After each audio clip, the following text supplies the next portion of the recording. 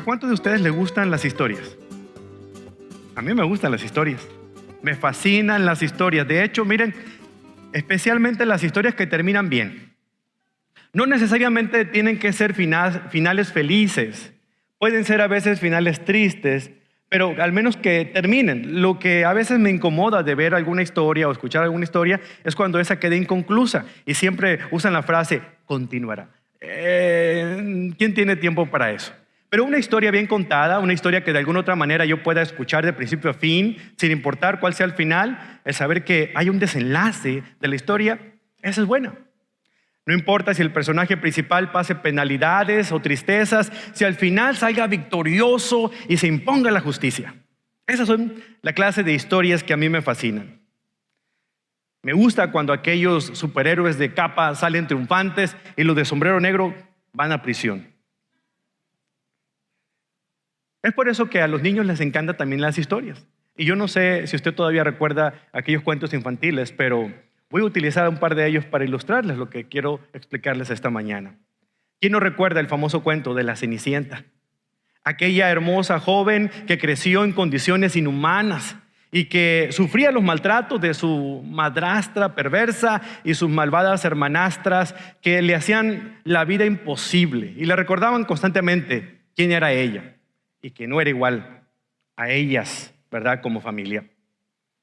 Era aceptable para nosotros darnos cuenta de las tribulaciones que ella pasaba, pero qué hermoso es cuando vemos al final de la historia que ella finalmente acude al palacio para la fiesta que organizaba el rey, para el príncipe, encontrar a su bella y amada esposa. Ella disfruta su tiempo allá, pero al sonar las 12 de la noche tiene que salir corriendo y de alguna otra manera eso nos pone un poquito medio tristes porque ¿cómo nos hubiera gustado que hubiera pasado más tiempo para que el príncipe le propusiera matrimonio o algo? Pero tiene que salir corriendo. Ahora, no es injusto porque de alguna otra manera su hada madrina se lo había advertido. Le dijo que a las 12 de la noche en punto, al final de la última campanada, esa carroza que le había traído a la fiesta iba a convertirse de nuevo en una calabaza y su vestido en los harapos que traía anteriormente. Sin embargo, aunque podemos aceptar eso, vemos que gracias a esa situación, ella sale corriendo y deja una zapatilla de cristal en las escalinatas del palacio. De esa manera el príncipe utilizaría esa zapatilla de cristal para buscar a esa armada mujer que encontró esa noche. Ahora, lo que no toleraríamos es que una de las hermanastras saliera corriendo detrás de ella y fuera ella la que encontrara la zapatilla y la ocultara. Eso sí no nos gustaría. Porque realmente esa zapatilla, la única persona que podía calzar esa zapatilla era, obviamente, Cenicienta, ¿cierto? Otro de mis cuentos favoritos es el de Robin Hood. ¿Alguno de ustedes escucha las historias o ha escuchado las historias de Robin Hood? Aquel hombre que robaba a los que tenían demasiado para darle a aquellos que no tenían lo suficiente. Y aunque de niños nuestra mente infantil no nos permitía discernir muy bien el hecho de que robar era bueno o malo, en este aspecto simplemente nos conformábamos de que se hacía justicia a los pobres, porque había equidad. Y este hombre se preocupaba por proveer a los más necesitados de las cosas que tenían aquellos que lo desperdiciaban y ni se cuenta tenían de cuánto tenían. ¿Verdad? Hagamos un lado de la ética y esa historia nos parece fabulosa. A los pobres se les hacía justicia a costa del dinero que se le robaba a los pobres, logrando con esto que las cosas fueran más parejas. Sin embargo, lo que no nos hubiera parecido aceptable es descubrir que Robin Hood era en realidad un estafador que a cuenta de defender a los pobres, se hacía pasar como defensor de los pobres, le robaba a los ricos pero depositaba el dinero en su cuenta en Suiza, terminando siendo un pillo que realmente hacía dinero a costa de lo que le quitaba a los ricos, pero estafando también a los pobres. Eso no lo toleraríamos, eso sería injusto. Como puede ver, no nos molesta, por ejemplo, que un presidente de una nación tenga problemas en su función, porque al final de cuentas todos tenemos problemas. Lo que no podemos tolerar es que nos mienta en nuestras caras y que no se atreva a reconocerlo. Eso sí nos hierve la sangre, eso sí nos parece injusto. Lo que no podemos tolerar es eso. Tenemos dificultades con las naciones que rompen sus tratados de paz después de que ellos mismos pusieron su nombre en la firma que afirmaba que ellos iban de alguna otra manera a respetar esos tratados y a obedecerlos. Y cuando los rompes nos parece que eso es injusto. y hasta inhumanos. Tenemos dificultades con los atletas profesionales que a costa de ganar la medalla de oro hacen trampa. Utilizan algún tipo de sustancia que los hace más veloces o más fuertes, o de alguna otra manera que sobornan a alguien para que les dé un pase final. Eso no lo podemos tolerar. No nos parece justo, ¿cierto? Podemos entender que de alguna otra manera una persona depravada, una persona perversa, pueda ultrajar la inocencia de un niño y hasta quitarle la vida. Pero lo que no podemos tolerar es que éste se haga valer del sistema corrupto judicial para poder salir libre y que no se le dé la condena que merece. Podemos entender que haya leyes que respeten los derechos de los animales, pero lo que no podemos comprender es que a veces en esta nación, como en otras tantas, se defiendan más los derechos de los animales que de los propios seres humanos. Y se nos hace injusto que salgan a la calle a gritar porque han sacrificado a un gorila a costa de salvar la vida de un niño. Eso se nos hace injusto. Ahora, podemos conformarnos nosotros con los finales tristes, pero no con los injustos. Los sufrimientos nos entristecen, pero las injusticias nos enfurecen. Nuestra mente, como la de los niños, añora, sigue anhelando que la justicia y la equidad se impongan ante todas las cosas. Aún queremos que las historias acaben bien, de manera que la gente buena pueda vivir feliz y para siempre. Pero la vida real no siempre es así. En la vida real, el bien no siempre triunfa sobre el mal. En la vida real, los pobres son oprimidos, se toma ventaja de ellos, se les menosprecia. La gente cruel se queda con la zapatilla de cristal. Y algunos de aquellos que considerábamos buenas personas, personas generosas y altruistas, descubrimos que en realidad son unos pillos codiciosos y egoístas. Y vivir el tiempo suficiente en medio de tanta injusticia que nos rodea, a cualquiera puede volver un cínico o una persona escéptica. Esa desconfianza muchas veces que tenemos ante las motivaciones de los seres humanos también se convierte en una injusticia a la larga o a la corta. La idea central de este mensaje es el siguiente, hermanos. Las desventajas injustas no tienen por qué descalificarle. Dios puede usarle de una manera significativa si usted rehúsa que sus deficiencias le conviertan en un escéptico. No permita. Yo sé que es difícil para la esposa que le ha perdonado al esposo más de 15 veces su infidelidad volverle a creer. La vuelve escéptica de que realmente él haya recibido una transformación. Yo sé que es difícil para un padre que perdona de algunas veces las imprudencias de su hijo, el poder creer la siguiente vez que le pida perdón. Tristemente, las circunstancias que vemos en la vida y que se tome ventaja de nosotros, muchas veces esas injusticias nos vuelven a nosotros escépticos, ya no queremos creer. ¿Y saben qué? De alguna otra manera, esta es la naturaleza del ser humano. Y cuando llegamos a un punto en el libro de Eclesiastés, en el capítulo 3, donde estamos ahora, vemos al rey Salomón pasando una racha muy fuerte de escepticismo, de cinismo ante las injusticias que él está viendo alrededor. Sin embargo, no olvidemos que el que está escribiendo este libro es una persona que está viendo las circunstancias desde una perspectiva meramente humana y no tanto divina. Él está viendo las cosas, por eso la frase que más se repite en el libro de Eclesiastés es debajo del sol. Él está viendo desde una perspectiva horizontal. Él está hablando de las cosas que se ven. Pocas veces levanta su mirada al cielo para preguntar qué Dios piensa acerca de las cosas que está viendo. Note las expresiones aquí en Eclesiastés capítulo 3. Por ejemplo, en los versículos 16 al 22, donde vamos a estar estudiando esta mañana. Las siguientes frases pueden marcarlas en su Biblia. Versículo 16, también noté que bajo el sol, ahí está, una perspectiva humanista, horizontal, sabiduría humana. Versículo 17, me dije, otro punto de vista personal, lo que él piensa acerca de todo esto. Versículo 18, también reflexioné. Subraye eso también. Finalmente el versículo 22, note que dice, entonces me di cuenta, todos estos conceptos nos ayudan a entender que el punto de vista que está empleando Salomón aquí es meramente humanista, meramente sabiduría humana. Y aunque hubo chispazos de un vislumbre espiritual, porque de alguna manera en el mensaje anterior vimos que hablaba acerca del vislumbre inesperado que tuvo de Dios. No necesariamente está incluyendo a Dios en las conclusiones que está sacando de lo que está viendo hacia alrededor. En todo este pasaje, el pensamiento humanista no va a encontrar a Salomón de rodillas, sino de pie. No va a encontrar a Salomón mirando hacia arriba, como buscando la voluntad de Dios, sino lo va a encontrar mirando hacia alrededor a ver qué otra cosa descubre, qué otro mal encuentra. No va a encontrar a Salomón en oración, sino levantando el puño como diciéndole al Señor: tú tienes la culpa, ¿por qué no haces algo?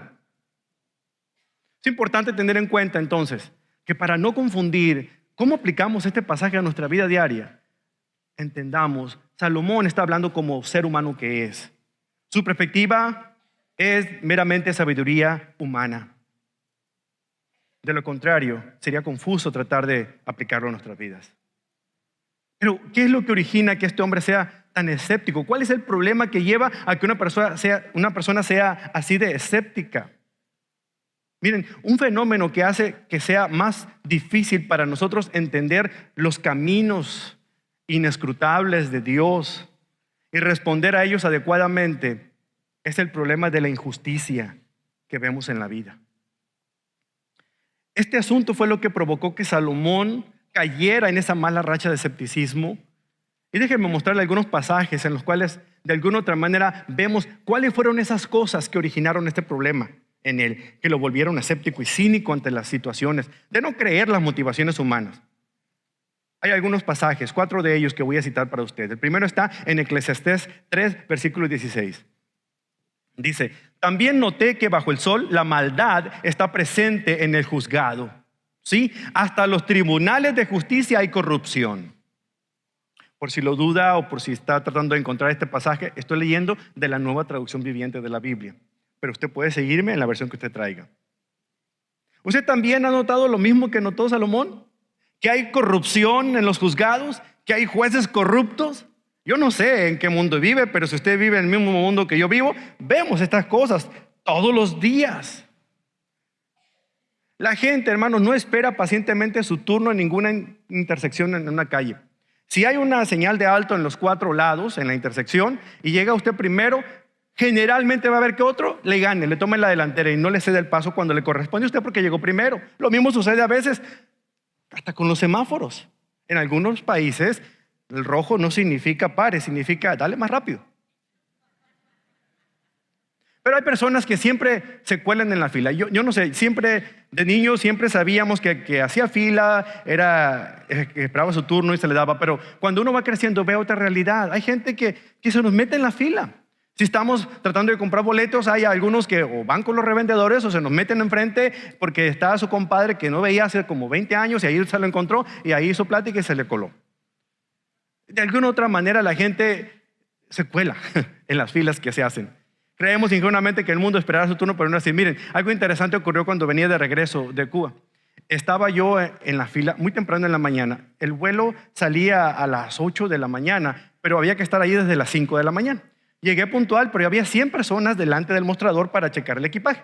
Así es que yo soy el 101, ¿verdad? Estoy ahí parado haciendo tiempo y de repente veo que una persona que está 2 personas atrás de mí coloca una de sus mochilas enfrente de mí. Iba a decirle algo, pero me acordé el tema de la conferencia y era acerca de la gracia. Y dije yo, he predicado 20 veces acerca de la gracia, yo creo que debo ejercitarla una vez más. Así que no le dije nada. Todo iba bien hasta que me coloca la misma persona otra mochila enfrente de mí. Y no hubiera habido problema, sino que cuando volteé a verlo a él, ya no estaba en la fila, estaba a un lado y había 15 personas con él. Significaba que 15 personas iban a estar dentro de mí. Ahí es donde empecé a tener una comparación entre lo que es la gracia y la responsabilidad del ser humano. Es un tema teológico que estoy tratando de elaborar.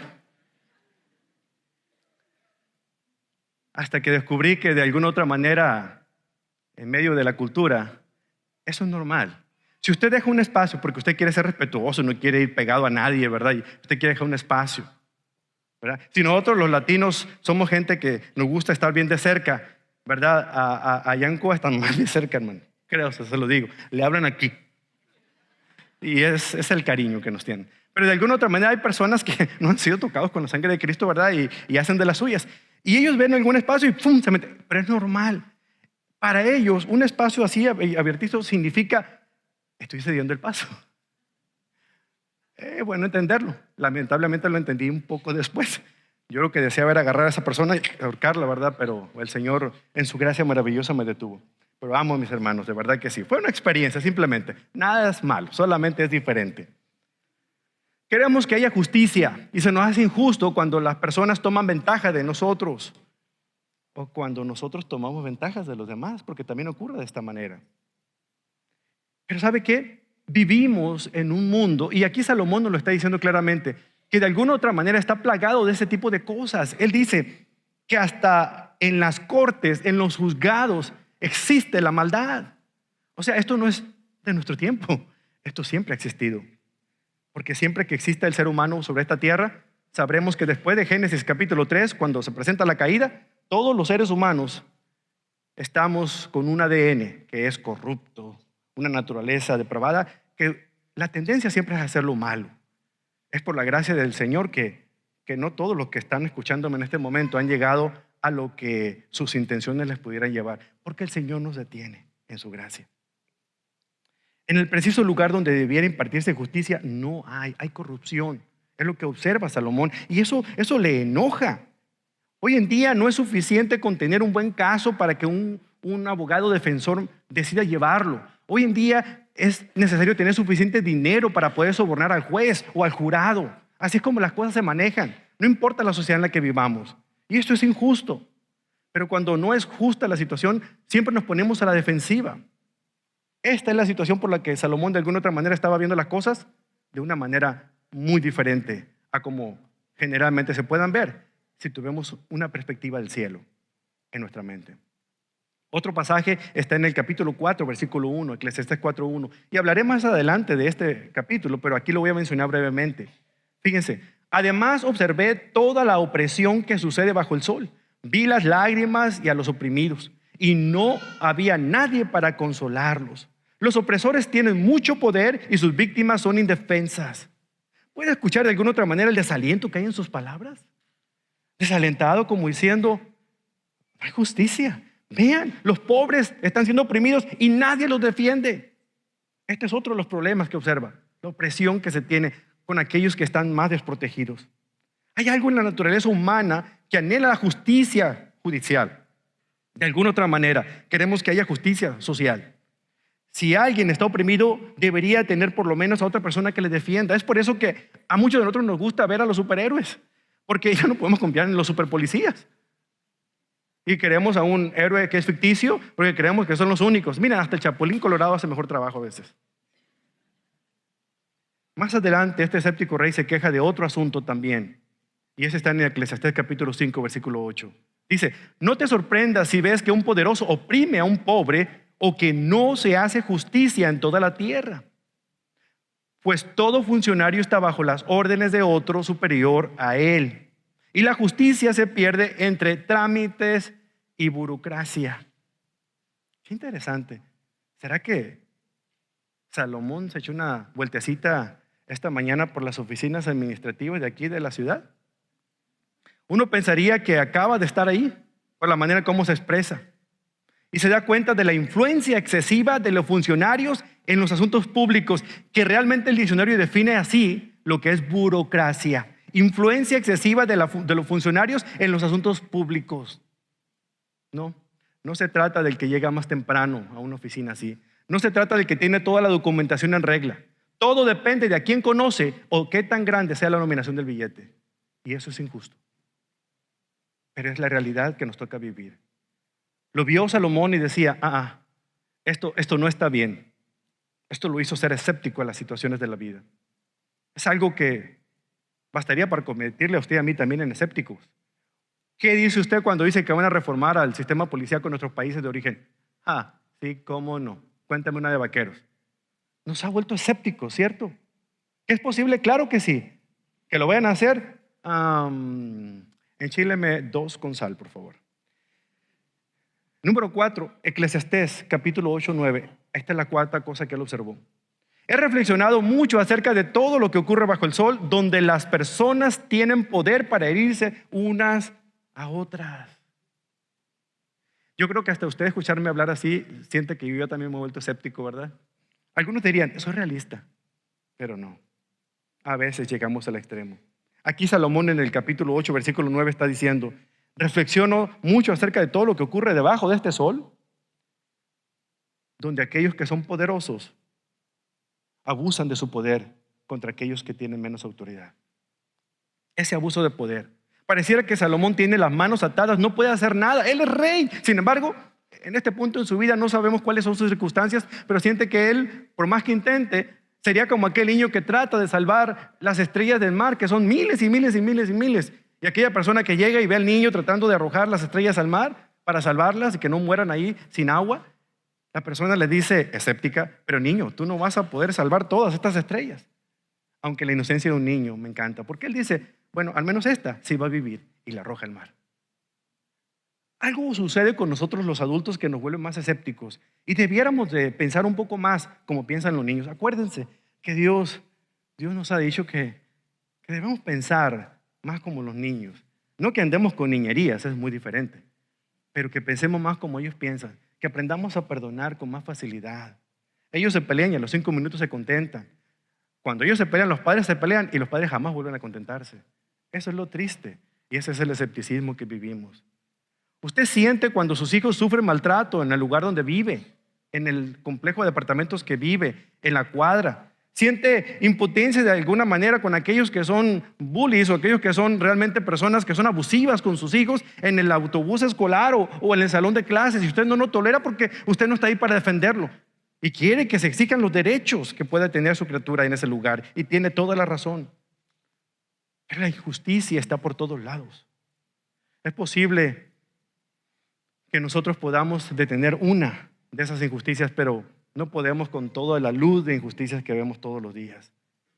Y en especial, hermano, no nos gusta ver que un tribunal sea caracterizado por falta de integridad. Se supone que un juzgado es aquel que puede dictar justicia, aplicar justicia como ese logotipo que utilizan de una mujer con una balanza que tiene los ojos vendados. Significa que la justicia es ciega, no va a ser partidaria de nadie, pero vemos que eso no es la realidad.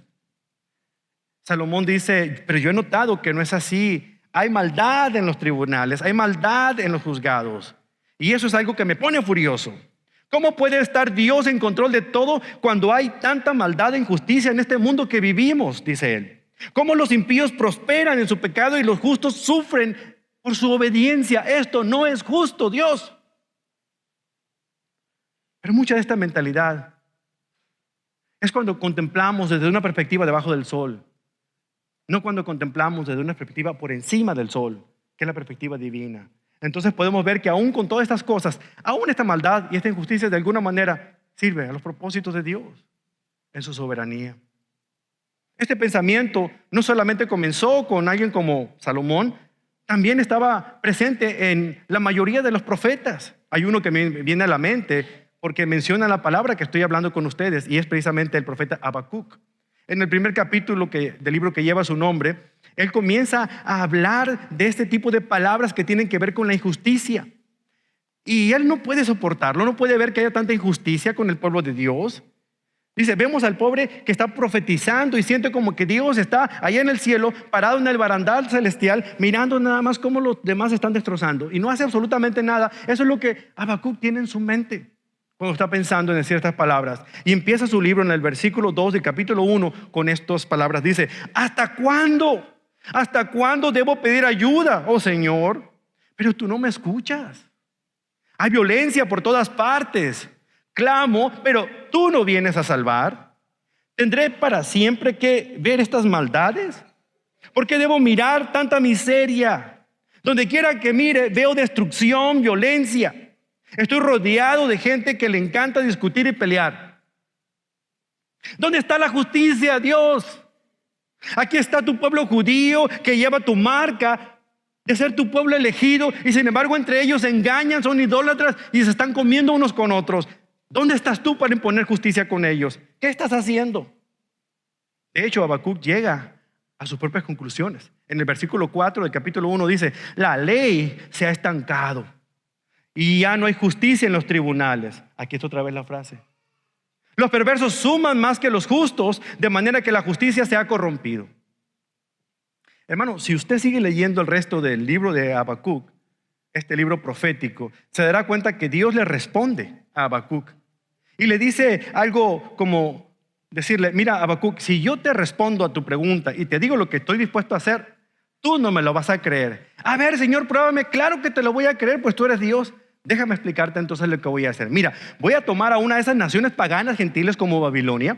Voy a hacer que los caldeos lleguen como las aguas de la inundación y arrasen con tu pueblo. No te lo puedo creer.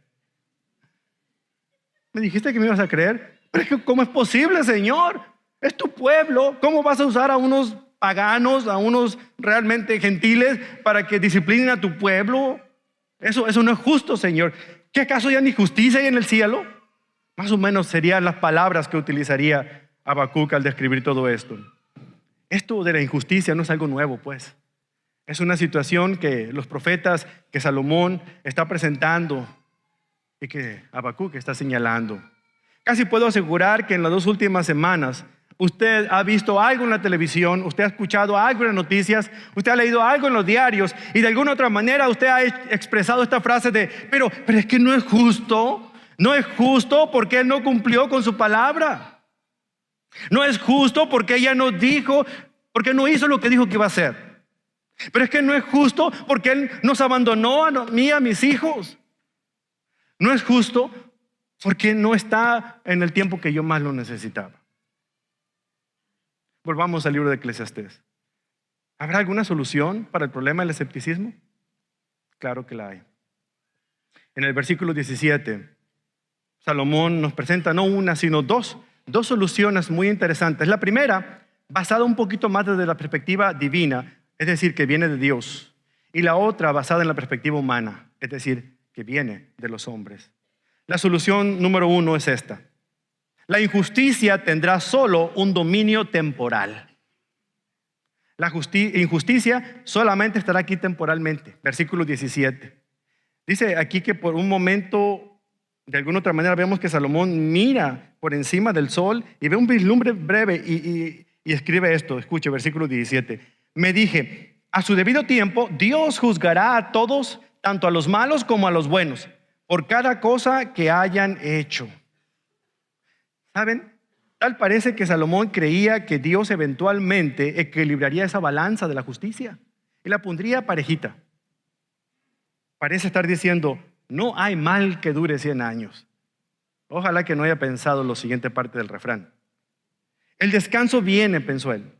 El mal no va a durar para siempre. Será juzgado bajo la mano soberana del Dios justo. La injusticia tendrá solo un dominio temporal. Así es que descansemos tranquilos. Hubiera sido ideal que Salomón decidiera poner un punto en esta parte y terminar el capítulo. Pero lamentablemente no es así. Estaba tan harto de tanta injusticia que siguió hablando y presenta una segunda solución. Y la segunda solución es la siguiente. La injusticia revela nuestro comportamiento animal. Dice el versículo 18.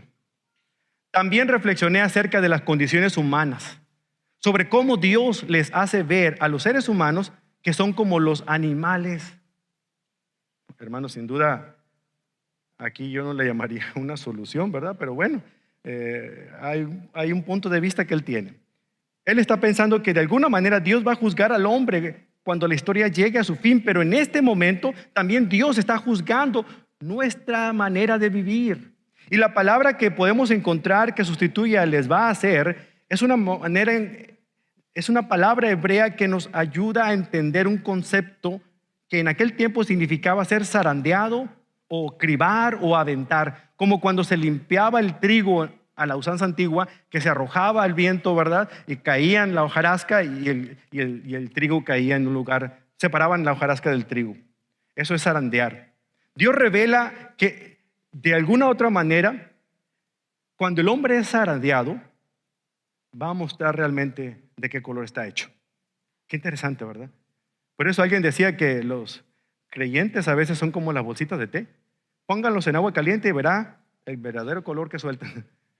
Y es que cuando las cosas se ponen color de hormiga, Realmente a veces mostramos nuestro verdadero color, de qué estamos hechos, tristemente, pero es una realidad. Salomón está consciente y en su cinismo, en su escepticismo dice, cuando las cosas van mal, cuando de alguna otra manera Dios nos está zarandeando, nuestra reacción no es que se haga la voluntad del Señor. No todos somos como Job. Porque cuando el hombre deja a Dios fuera de su vida, se comporta como los animales. Vive como una bestia, muere como una bestia. Nota lo que dice el versículo siguiente. Pues tanto las personas como los animales tienen el mismo destino. Ambos respiran y ambos mueren. Así que las personas no tienen una verdadera ventaja sobre los animales. ¡Qué absurdo! Ambos terminan en el mismo lugar, del polvo vienen y al polvo vuelven. Debemos ser cuidadosos para no malinterpretar estos dos versículos 19 y 20. Para no sacar la conclusión errónea de que no hay diferencia entre los hombres y los animales. Hay personas que lo creen así. Aquellos que dicen que el hombre desciende del mono. Miren, yo no creo en la teoría de la evolución ni en lo más mínimo. Yo pienso que algunos hombres se comportan como zorrillos apestosos, sí, pero no que realmente sean animales. Salomón estaba simplemente señalando que los animales y los hombres tienen dos cosas en común. Ambos mueren y sus cuerpos vuelven a la tierra. Al haber sido nosotros los seres humanos creados a la imagen de Dios, el hombre tiene una ventaja clara sobre los animales, porque ellos no reciben esa imagen. Pero en cuanto al hecho de la muerte, el hombre no tiene ninguna ventaja por encima del animal. Él también vuelve al polvo como lo hace el animal. Por supuesto, las personas que son salvas mediante su fe en Cristo Jesús, un día van a resucitar para tener cuerpos glorificados. Y es necesario que sean así, apropiados, para que puedan durar esa eternidad, para estar para siempre en el lugar celestial. Probablemente Salomón creía que Dios iba a usar la injusticia para recordarnos a nosotros los seres humanos que nuestra naturaleza, una, es finita y en segundo lugar es depravada, entre otras cosas. Nos comportamos a veces como los animales, hermanos. ¿Y saben cuándo nos comportamos más como los animales? Cuando buscamos venganza. Todos tenemos la misma respiración, el mismo propósito y el mismo destino que los animales. ¿Qué significa todo esto? Que entre todas las cosas que hemos visto, estamos viviendo en un mundo injusto, pero si no tenemos a Dios como un parámetro, como un punto de partida, como alguien que estabilice nuestro punto de vista, nuestra manera de pensar, entonces nos hacemos semejantes a las bestias que solamente viven, crecen, se multiplican y mueren. En su naturaleza, en su actuación, en su reacción y en su destino. La sola comprensión y admisión de este hecho terrible nos va a convencer que necesitamos ayuda de fuera de este mundo, ayuda más allá del sol, no debajo del sol, porque realmente lo que vemos no nos va a poder dar a entender lo que necesitamos nosotros aprender. La ayuda viene de Dios.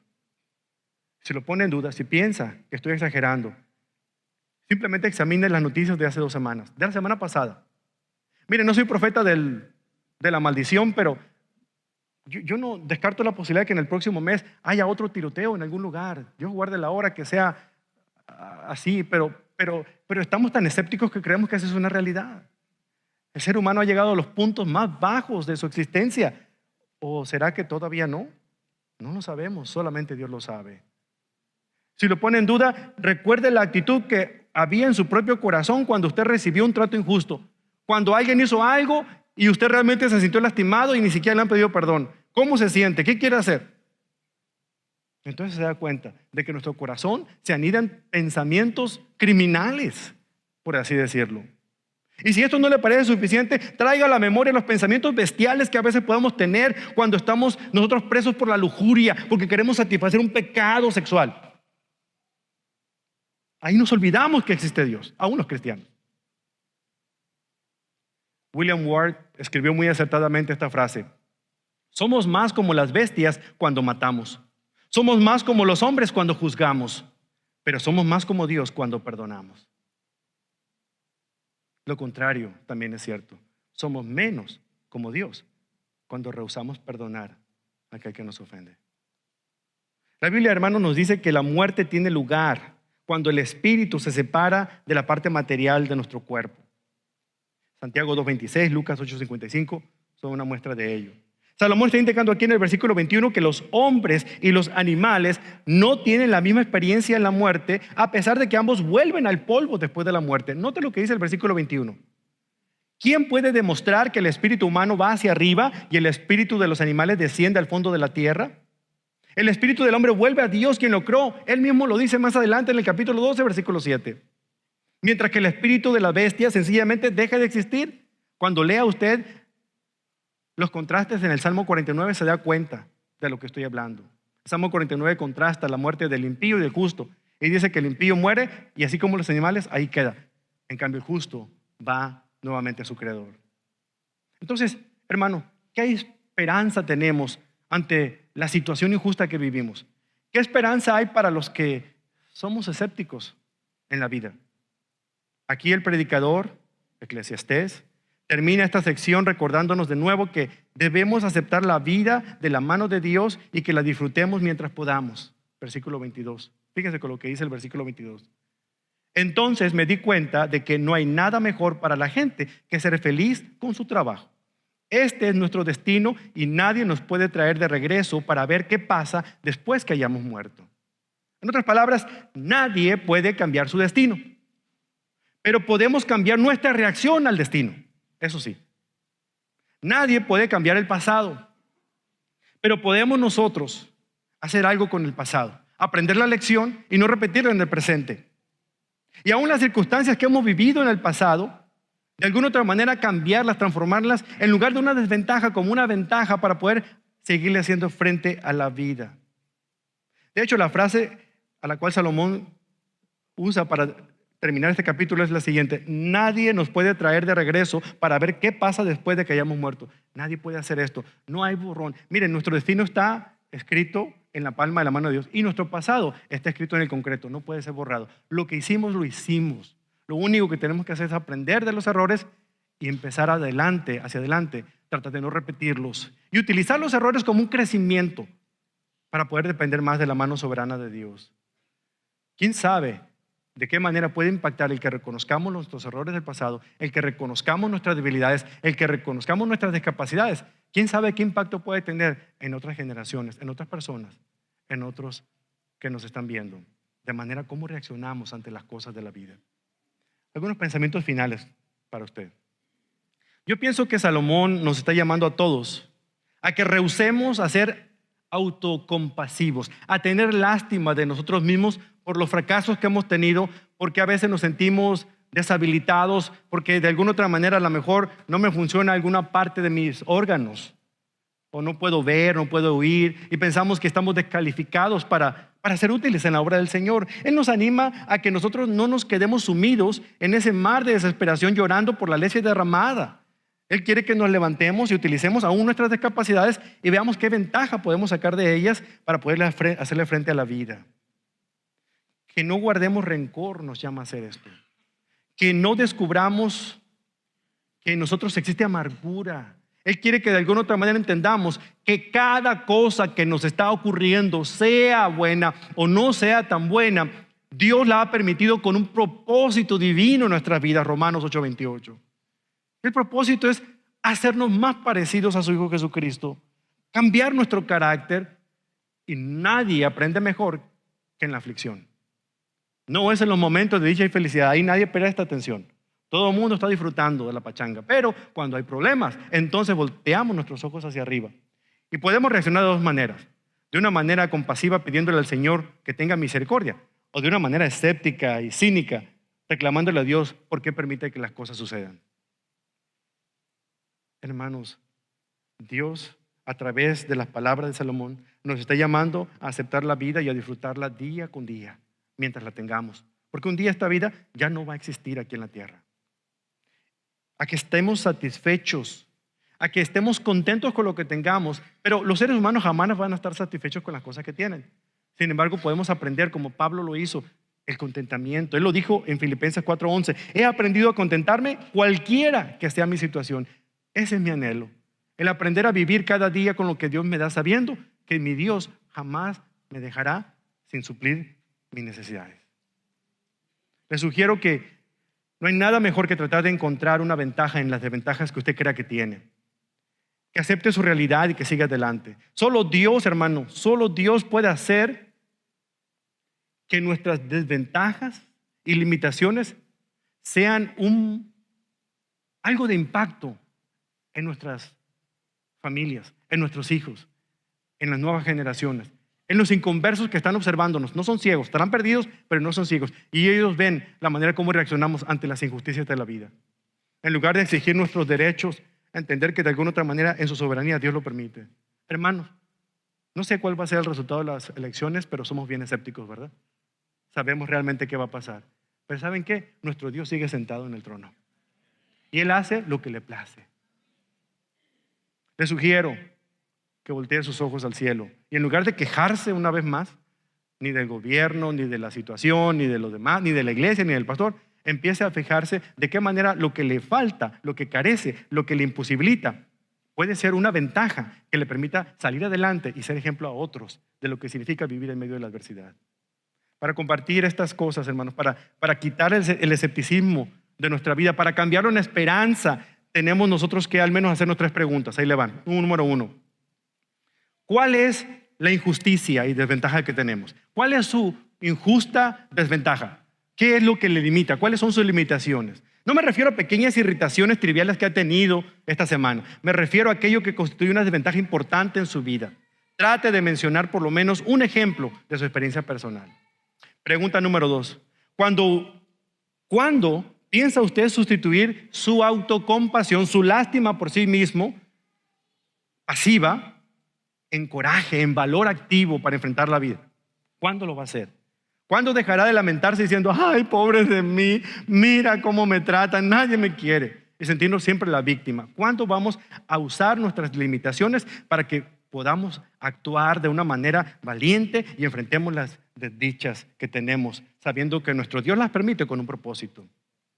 Mira, hace tiempo me tocó escuchar la grabación de una conferencia dictada por un motivador profesional llamado Tom Sullivan. A lo mejor usted no ha escuchado de Tom Sullivan, pero hoy lo va a conocer. Él estaba hablando en público a más de 5,000 personas aquí en Dallas hace algunos años que se habían congregado para tener un encuentro. Eran compañías de seguros de toda la nación y de otros países. Y aquí él, ante ese público de 5,000 personas, los estaba animando a que siguieran adelante y que no se fijaran en las limitaciones. Por si usted no sabe quién es Tom Sullivan, aquí les se lo presento. Él fue un atleta de categoría mundial, ganador de 2 campeonatos nacionales de lucha libre. Participó en el equipo olímpico de lucha libre en 1958. Asimismo, obtuvo un título en psicología clínica en la prestigiosa Universidad de Harvard en los Estados Unidos. Sullivan es un actor, productor, cantante, escritor, orador y deportista. Corre 10 kilómetros diarios por la playa. Nada, de verdad, se lo impide. Además, es un nadador profesional. Practica, aparte del paracaidismo, ya lleva 37 saltos de un avión hasta ahorita, contando. Usa una de las frases favoritas para darse ánimo, y esta es la que él siempre comunica en sus conferencias. Él dice, cualquier cosa negativa se puede convertir en algo positivo si se tiene la voluntad para sobreponerse a ello. ¿Se da cuenta? Y la mejor manera de sobreponernos a algo negativo es aceptándolo. Cuando eso ocurre, podemos transformar esos aspectos negativos en algo positivo. Es lo que él piensa. Olvidé una cosa importante. Olvidé decirle que Tom Sullivan es ciego de nacimiento. Al nacer prematuramente se le dio demasiado oxígeno cuando estaba en la incubadora, que aunque le salvó la vida, lo dejó ciego para toda la vida. Su autobiografía refleja su historia de una manera impresionante. Un libro y una película llevan este nombre. Si tú pudieras ver lo que yo oigo, y se la recomiendo. Sin embargo, la desventaja de ser ciego nunca le impidió a Tom Sullivan de competir en un mundo en el que se dio cuenta que para poder estar al nivel de los demás, él tenía que ser mejor por su desventaja. A pesar de que él pudo haber tenido que cambiar las reglas ligeramente, él ha demostrado que uno no necesita estar limitado por una desventaja para poder jugar béisbol cuando era niño. Yo no me puedo imaginar a los bateadores, ¿verdad? Que un niño ciego le esté tirando una bola. ¿A cuántos no golpeó? Es un ávido esquiador, un notable corredor de maratón y su vida está incluida en el Salón de la Fama de la Lucha Libre, ahí en Oklahoma. Aquellas 5,000 personas del mundo que estaban congregados, del mundo de los seguros que estaban congregados escuchando a Sullivan, estaban al borde de su asiento. Tenían mucho que escucharle. ¿Saben lo que más les llamaba la atención a todas estas personas que estaban escuchándolo, de este motivador profesional? Porque había muchos, y hay muchos, usted conoce a muchos, pero en especial de Tom Sullivan, es que este hombre estaba discapacitado. Era diferente a los que estaban sentados ahí, pero él no se había dejado vencer por su discapacidad para hacer todo lo que había querido en la vida, y lo había logrado. Él les dice a ellos como reto final: ¿tiene usted alguna desventaja? Saque partido de ella. A la gente no le gusta la semejanza, sino de las diferencias. Note usted a personas como Tom Sullivan. ¿Qué haría él en su vida si él no fuera ciego? ¿Realmente tuviera el éxito que ha tenido? ¿O las ganas y la energía para salir adelante como la ha tenido? Piense en personas como él. Piense en otras personas que tienen desventaja. Me pregunto a veces a Joni Eareckson Tada, ¿qué pasaría si ella no estuviera paralítica y confinada a una silla de ruedas de por vida? ¿Qué tipo de ministerio tuviera ella? Porque el que tiene realmente mundialmente es poderosísimo e impactante. ¿Por qué nos dejamos vencer nosotros por nuestras limitaciones cuando Salomón, de alguna otra manera, aunque escéptico, de alguna otra manera está haciéndonos ver que esas limitaciones podemos nosotros superarlas, verlas por encima del sol y darnos cuenta que le podemos sacar partido a ellas, como dice Tom Sullivan? ¿Cuándo piensa usted cambiar de compadecerse, de sentir lástima por su situación, por el divorcio que pasó, porque le quitaron la casa, porque perdió el trabajo, porque usted no puede aprender inglés, por cualquiera que sea su limitación, y usted se propone en su vida a hacer algo con esa limitación y a sobreponerse y lograr éxito en la vida que usted quiera? ¿Sabe qué? Usted tiene a Dios en su vida. Y cuando nosotros tenemos a Dios, realmente, hermanos, no hay limitaciones para lo que podamos hacer cuando esas cosas glorifican el nombre de nuestro Señor y sirven a los propósitos que Él quiere aquí en la tierra. ¿Cuándo piensa usted cambiar la compasión por sí mismo por esa clase de valentía? Hoy puede ser un buen día. Y número 3, ¿se ha detenido usted a pensar alguna vez en el impacto que puede tener usted con su vida? ¿Qué tipo de mensaje único, como dice Tom Sullivan? Porque él dice, mi discapacidad es mi mensaje único para impactar al mundo. Piense en su discapacidad, en cualquier limitación que tiene. Ese se convierte en el mensaje único suyo que puede enseñarle a otros, a impactarlos con lo que Cristo ha hecho en su vida. Porque a pesar de sus limitaciones, Dios ha hecho fortalezas en medio de usted y a través de usted. Usted no podría creer lo que Dios es capaz de hacer con usarlo. Miren, cuando yo hago referencia a las luchas que yo mismo tuve cuando era niño, cuando tenía inseguridad, cuando tenía baja autoestima, cuando era muy tímido para hablar en público, eso motiva a muchas personas que jamás se imaginan que ellos pudieran hablar en frente de un grupo. De verdad, usted me ha escuchado anteriormente la manera en cómo yo haría lo imposible por no aparecer en frente de un grupo, un salón de clases. Y hoy en día tengo esa oportunidad no merecida de poder estar a veces en conferencias donde hay 15,000 personas escuchando. Eso me vuela la tapa de los sesos porque digo, Dios mío, si esta gente supiera cómo me tiemblan las piernas. Pero es la gracia del Señor la que nos mueve a hacer eso. Cuando cuento cómo gané mi batalla contra el miedo, y algunos de ustedes a veces lo notan, pero no, de niño tenía que ponerme un lápiz en la boca para poder vencer mi problema de tartamudez. Tenía poquito, ¿verdad? Pero me ponía la maestra un lápiz aquí en mi boca para poder hablar con todo el lápiz, toda la clase, para que me corrigiera mi forma de hablar. Cuando cuento esas cosas, hay muchas personas que salen motivadas porque si una persona como yo pueda lograr hacer las cosas que he logrado, cualquiera puede hacerlo, hermanos. Yo no me considero especial. Mis limitaciones me hacen diferente y capitalizo mis limitaciones para poder que Dios la utilice para su gloria y para su honra.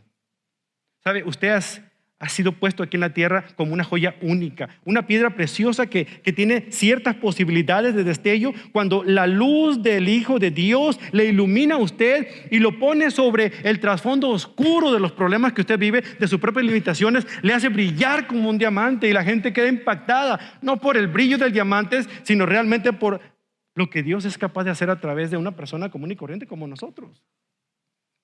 Dios es quien merece toda la honra y la gloria.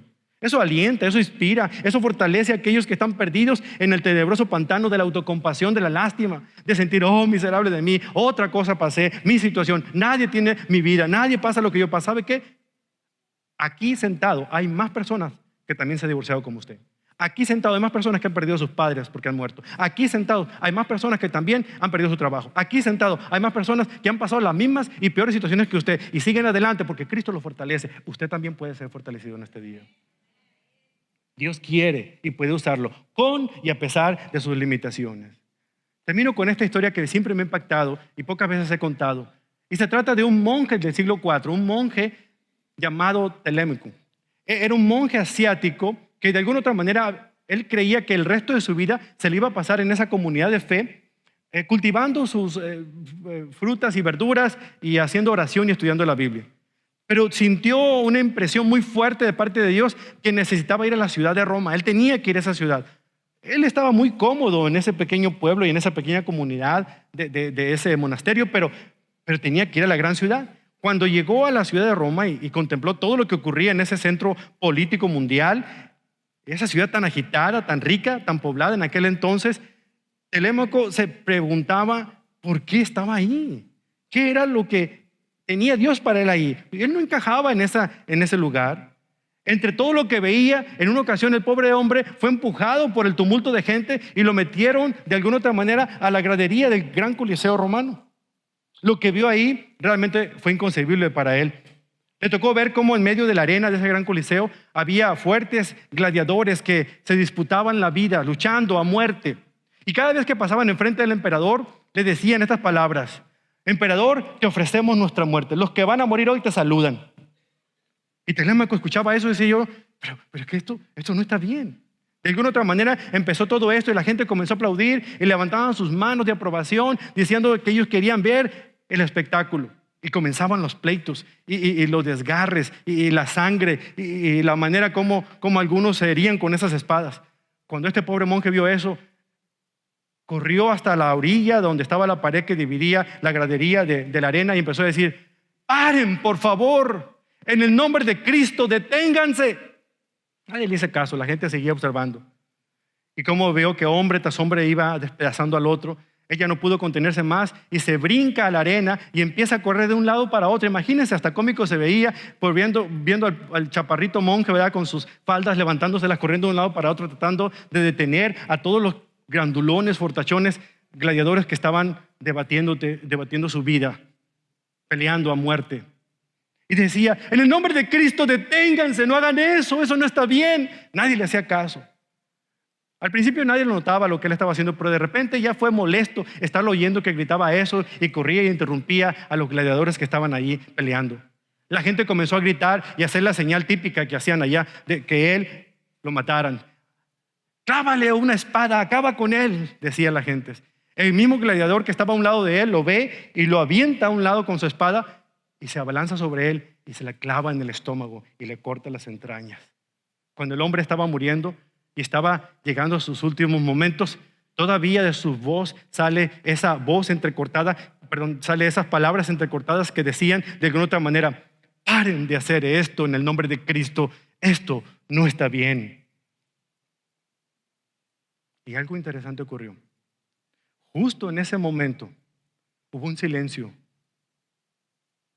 total en la arena. Nadie habló. Cuando ese hombre murió y expiró el último aliento, nadie dijo nada. La última persona que estaba en la última de las gradas se levantó y salió del Coliseo. Y detrás de él fueron otros y otros y otros. Hasta el momento que el gran Coliseo romano quedó completamente vacío. Esa fue la última vez que en la arena del Coliseo se llevó a cabo una lucha de gladiadores en la historia. Un monje insignificante que pensaba: ¿cómo yo puedo ser valioso en las cosas de Dios? Rehusándose a creer su discapacidad y sus limitaciones, decidió obedecer al Señor y cómo Dios lo utilizó para detener una injusticia, algo inhumano que estaba ocurriendo, que la gente miraba como diversión. Estaré yo hablando a algunos Telémacos, estaré hablando yo a algunos Tom Sullivans en este momento, que piensan que ustedes no pueden ser utilizados por el Señor. Créanme, D.L. Moody escuchó estas frases y dijo: ¿qué no hará Dios con un alma que esté completamente rendida a mis pies? Y él pensó para sí mismo: yo quiero ser esa alma. Y tenemos ahí uno de los grandes evangelistas de todos los tiempos. ¿Qué no hará Dios en este momento con una de las almas que están escuchando en este momento? Que crean a Dios. No solamente crean en Dios, sino le crean a Él lo que dice en su palabra. Porque nadie ha podido comprobar el poder que Dios tiene para utilizar, sobre todo aquellos que sienten que son insignificantes. Por eso las palabras del Señor a Pablo cuando decía, Señor, quítame este aguijón, le dijo, Pablo, bástate mi gracia, porque es en tu debilidad que mi poder se perfecciona. Así que no tenemos que ser las personas más preparadas, más elocuentes, las personas más alegres, las personas más, de alguna otra manera, diestras para hacer cosas. Tenemos que ser personas dispuestas y disponibles para que el Señor pueda hacer lo que Él quiere hacer en y a través de nosotros. Mucha ayuda que nos preparemos, pero más ayuda el hecho de que yo esté dispuesto. Porque cuando Dios y nosotros somos los únicos que trabajamos, como dijo Martín Lutero, Dios y yo somos mayoría. ¿Lo cree usted? El mensaje de este sermón es: las desventajas no tienen por qué descalificarnos. Dios puede llegar a usarle a usted de una manera significativa. Si usted se rehúsa a que sus deficiencias lo vuelvan a usted un escéptico, cree en Dios, mejor créale a Dios. Cierre sus ojos un momento. Yo no sé cuál sea su historia. Todo el mundo tiene una historia. Pero ¿sabe cuál es la buena noticia? De que su historia todavía no se ha terminado. Su historia sigue escribiéndose cada día. Se ponen páginas de alegrías y tristezas, de éxitos y fracasos. Y si usted permite que la mano de Dios siga escribiendo parte de su historia, déjeme asegurarle de que al final de cuentas, usted no va a escuchar la famosa frase de los cuentos de hadas de "y fue feliz para siempre", pero va a escuchar una frase que todos queremos escuchar. Vamos a escuchar la voz de Cristo diciendo: bien hecho, mi buen siervo fiel. Ven a celebrar con tu Señor. Así quiero que termine mi historia. Yo no sé usted, pero yo quiero que así termine mi historia. ¿No querrá que así termine la suya también? ¿Es Cristo el centro de su vida, de su corazón? ¿Está Él gobernándole en este momento? ¿Él está dirigiendo sus pasos? ¿O es su propia limitación la que le hace hablar? ¿Su propia insensatez la que le hace actuar? ¿Su propio escepticismo lo que lo hace nulificar, no creer que Dios puede usarlo a usted? Porque créanme, si usted no cree que Dios lo puede utilizar, usted no ha confiado en el Dios que yo creo, porque Él puede hacer maravillas, y para muestras un botón de quien les habla. Jesucristo le da a la gente vida nueva todos los días, hermanos, porque Él superó todo el pecado, toda oposición. Él vivió más allá de la injusticia de su tiempo, y en la cruz Él clavó todo el resentimiento y pagó toda la deuda de nuestro pecado. Y por su gracia y por su amor, Él nos da a nosotros vida nueva. No cierre su corazón a seguir a Cristo. Si usted no es creyente, hoy confiese al Señor como su Salvador. Aquí vamos a estar para poder enseñarle cómo. Pero si usted ya es creyente, deje de vivir de derrota en derrota pensando que eso no es bueno para su vida. Al contrario, Dios puede utilizar esas discapacidades para lograr grandes cosas. Confíe en Cristo. Hágalo en este momento. Oremos. Padre, esto no es algo que decimos a menudo, pero hoy le damos gracias por las injusticias que nos han dejado lisiados, quebrantados y aplastados. Queremos expresar nuestro aprecio por aquellas cosas que nos han traído a este lugar de sumisión. La única dirección a la que podamos nosotros mirar debe ser hacia arriba, Padre. A expresar nuestra gratitud por lo que usted nos ha enseñado mediante la ceguera, la pérdida, la parálisis, por el crecimiento que por medio de los sueños interrumpidos que hemos tenido, ahora podemos disfrutar. Por las relaciones rotas, por la enfermedad, por la tristeza, por el desánimo, por el desarrollo de nuestro carácter mediante la inseguridad o el fracaso, incluso el divorcio.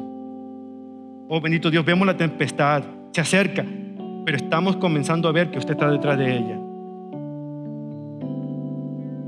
Cuán fundamental es tener una actitud correcta ante las injusticias de la vida. Gracias de un modo especial, Señor, por ayudarnos a vencer nuestro escepticismo. Oro por aquellos que no han sido capaces de ir más allá de sus propias limitaciones, para que encuentren en el día de hoy que con Cristo pueden tener la fuerza para seguir adelante. especialmente por aquellos que solo hace unos momentos habían decidido rendirse y no seguir adelante, para que usted levante sus manos y les recuerde que usted les ama y que a pesar de lo que estén pasando, usted hará grandes cosas en la vida de ellos y a través de ellos a su familia.